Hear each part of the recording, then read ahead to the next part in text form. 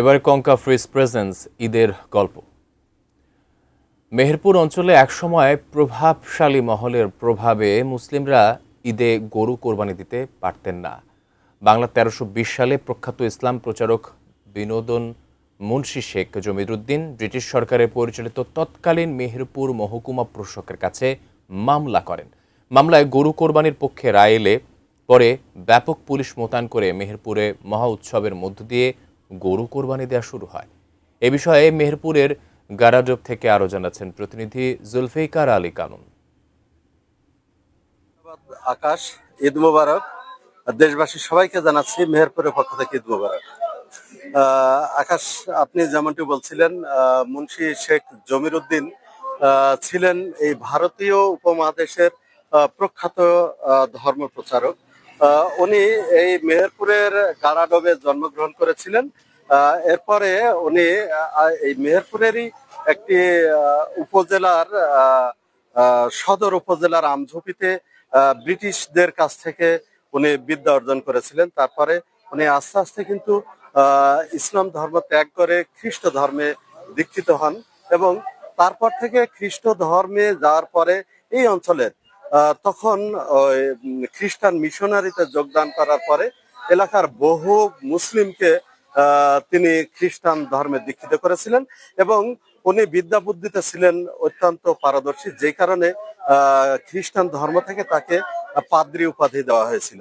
তারপরে উনি একের পর এক মিশনে গিয়ে এই বাংলাদেশ সহ ভারতীয় উপমহাদেশের বিভিন্ন অঞ্চলে তিনি ধর্মপ্রচার, খ্রিস্ট ধর্ম প্রচারের জন্য গেছিলেন। তো তারপর থেকে উনি হয়ে ওঠেন খ্রিস্টানদের একচ্ছত্র আধিপত্য বিরাজ করতেন। তারপর থেকে এই অঞ্চলে যারা খ্রিস্টান ধর্ম কিন্তু দ্রুত গতিতে এগিয়ে চলে। পরে আস্তে আস্তে এই সময় উনি লেখালেখি করতেন কলকাতার বিভিন্ন পত্র পত্রিকাতে এবং ধর্ম প্রচারক হিসাবে, সমাজ সংস্কারক হিসাবে এবং বহু গ্রন্থের যিনি প্রণেতা ছিলেন এবং ওনাকে বিদ্যা বিনোদ উপাধি দেওয়া হয়েছিল। ওনাকে নিয়ে কিন্তু এই অঞ্চলের প্রচুর মানুষ, যারা প্রখ্যাত মানুষ, তারা কিন্তু গবেষণা করে যাচ্ছেন তার লেখা নিয়ে, তার বিভিন্ন কর্মকাণ্ড নিয়ে লেখালেখি করার কারণে। এইটা নিয়ে যখন কলকাতার একটি পত্রিকায় লেখালেখি চলতো, সেই সময় আমাদের যশোরের আরেকজন ধর্ম প্রচারক মুন্সি মেহেরুল্লাহ ওনার সাথে তর্কে লিপ্ত হয়েছিলেন লেখালেখিতে। পরে একটা পর্যায়ে উনি চেয়েছিলেন যে মুন্সি জমিরুদ্দিন এবং মুন্সি মেহেরুল্লাহর মধ্যে ফাইট হয়েছিল তর্ক নিয়ে, ধর্ম নিয়ে। তারপরে সেই ধর্ম থেকেই কিন্তু উনি আবারও ফিরে এসেছিলেন। তো আমি সেই গারাডোবের এখন অবস্থান করছি। আপনি দেখতে পাচ্ছেন এখানে একটি ব্যানার টাঙানো রয়েছে এবং তার মাজার রয়েছে।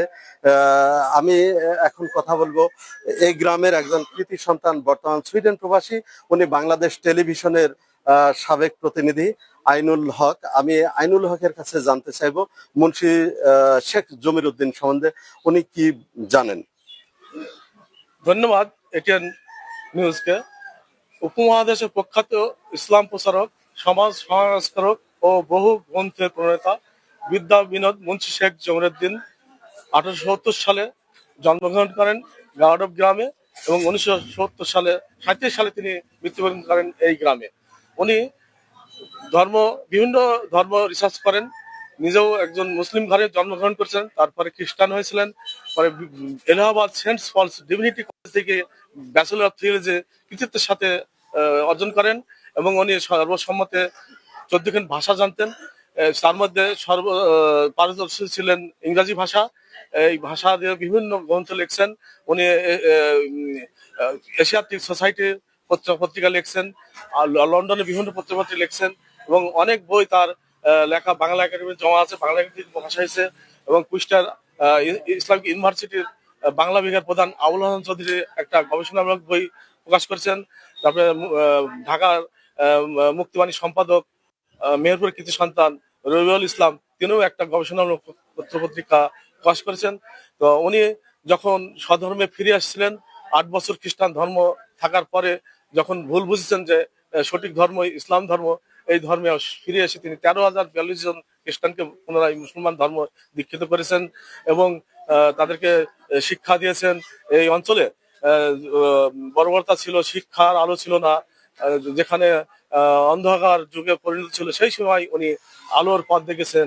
উনি যে সময় এই সংগ্রাম করেছেন, যে বিষয়ে সংগ্রাম করেছেন, সেই সংগ্রাম আজ বিদ্যমান না থাকলেও তাকে স্মরণ করার প্রয়োজনীয়তা আজও ফুরিয়ে যায়নি।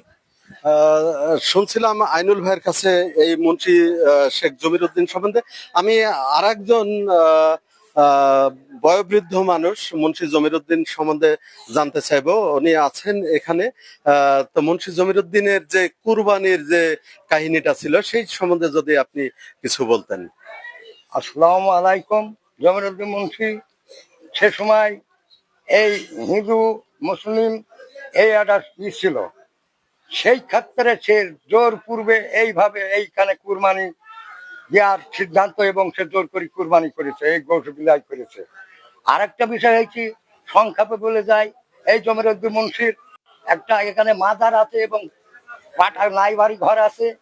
এখানে এমন ভাবে অযোগ্য ভাবে পড়ে আছে, কেউ খেয়াল করে না, দেশি বিদেশি লোকজন কত আসে। ধন্যবাদ, ধন্যবাদ। আকাশ, এতক্ষণ শুনছিলেন মুন্সি শেখ জমিরুদ্দিনকে নিয়ে। আমি আবারও ফিরে যাচ্ছি স্টুডিওতে, সেখানে রয়েছে আকাশ। আকাশ, আপনাকে ধন্যবাদ। ধন্যবাদ আপনাকে। দর্শক, এতক্ষণ দেখছিলেন কঙ্কা ফ্রিজ প্রেজেন্স ঈদের গল্প। আমাদের মেহেরপুর প্রতিনিধি যুক্ত ছিলেন, জানাচ্ছিলেন একটি ঘটনার বিস্তারিত।